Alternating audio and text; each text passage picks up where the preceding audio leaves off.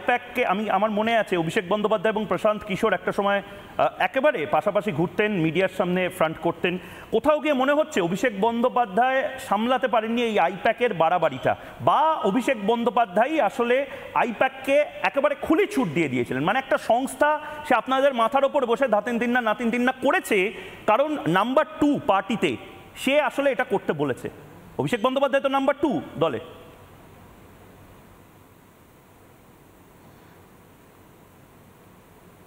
নিশ্চয়ই 100%। মানে অভিষেক বন্দ্যোপাধ্যায়ের জন্যই আজকে এই আইপ্যাকের বাড়াবাড়ি করতে পেরেছে এমন ভাবেই।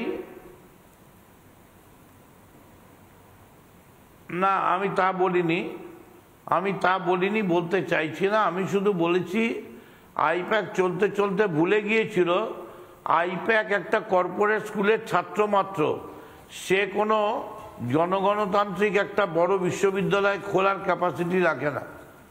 অতএব আইপ্যাকের কথা শুনে বাংলায় বিপ্লব হবে না। আইপ্যাক নেতাজি সুভাষ বসুর উত্তরসূরি নয়। মদনবাবু, আপনি তো যেমন কথা বলছেন, কুমির তো জলে নেমেছে আবার উঠে যাচ্ছেন। উনি বলুন না, আপনি তো অনেক কিছু বলে ফেলেছেন, বলে ফেলুন। এই কে কর্পোরেট স্কুলে কে পড়েছে, কি করে হচ্ছে ব্যাপারগুলো? আইপ্যাক তো এমনি আসেনি বাংলায়, আইপ্যাক তো এমনি করতে পারে না। আইপ্যাক যা করেছে কারু অঙ্গুলি হেলনে করেছে।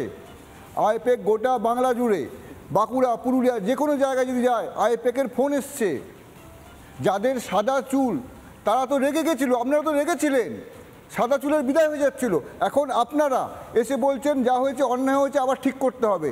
মমতাই 1 নম্বর বলছেন, বলুন ব্যাপারটা।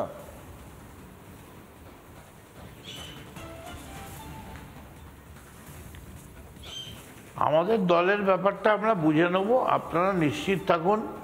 পশ্চিমবঙ্গ তৃণমূলের হাতে সুরক্ষিত এবং মমতা বন্দ্যোপাধ্যায় একাই যথেষ্ট। তিনি জানেন কি করে সামলে নিতে হয়।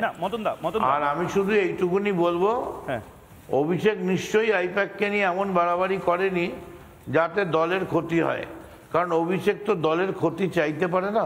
না মদনদা, আপনারা তৃণমূল, আপনাদের দলে কি করবেন, আপনারা লেজায় কাটবেন না মুড়োয় কাটবেন, আপনাদের ব্যাপার। আমি স্বর্ণালী এবং শুভ্রাংশু খুব স্পেসিফিক একটা জিনিস জানতে চাইছি মদনদা, এবং আপনি একেবারে স্পোর্টসম্যান মানুষ, আপনি এই স্পোর্টসম্যান স্পিরিটে এটা বলুন। মানে আগে আমরা যখন ছাত্র আন্দোলন দেখেছি কাছ থেকে, মদন মিত্রকে দেখেছি, ছাত্র আন্দোলন যুব নেতা মদন মিত্রকে দেখেছি, মানে একটা স্পার্ক থাকতে হতো, একটা জনভিত্তি থাকতে হতো যুব নেতা হতে গেলে। তৃণমূল ছাত্র পরিষদেও তাই। এখন আমার বাবার যদি 10 কোটি টাকা থাকে, বা আমি দুর্নীতি করে যদি 5 কোটি টাকা পাই, বা হয়তো 1 লাখ টাকা তুলে দিলাম কলেজের এই ভর্তি করানো থেকে, তাহলে আমি নেতা হয়ে যাব।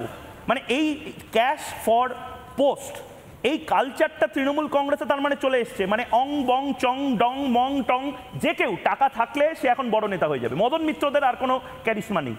ওই মদন মিত্র সিঙ্গুরে হুমকি দিচ্ছে, ওই মদন মিত্র বলে দিচ্ছে আমি মদন মিত্র বলছি, এটার আর কোনো ভ্যালু থাকলো না। তার মানে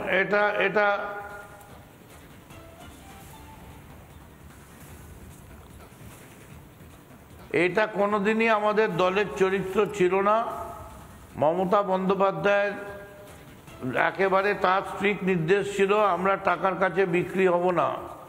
কিন্তু এই আইপ্যাক আসার পরে তলায় তলায় সার্ভে করার নামে এই জিনিস শুরু হয়েছে, টাকা খাওয়া, এবং এটা একটা ভয়ঙ্কর থ্রেট, হু হু করে আগুনের মতো বাড়ছে।